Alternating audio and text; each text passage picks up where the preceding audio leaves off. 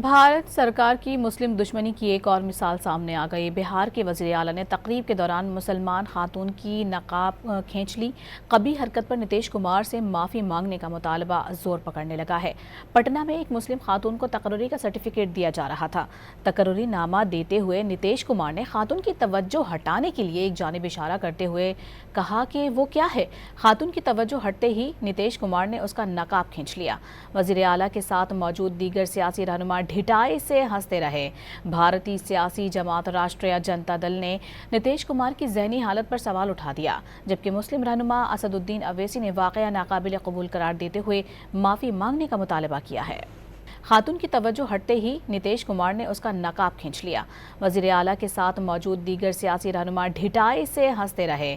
بھارتی سیاسی جماعت راشٹریہ جنتا دل نے نتیش کمار کی ذہنی حالت پر سوال اٹھا دیا، جبکہ مسلم رہنما اسد الدین اویسی نے واقعہ ناقابل قبول قرار دیتے ہوئے معافی مانگنے کا مطالبہ کیا ہے۔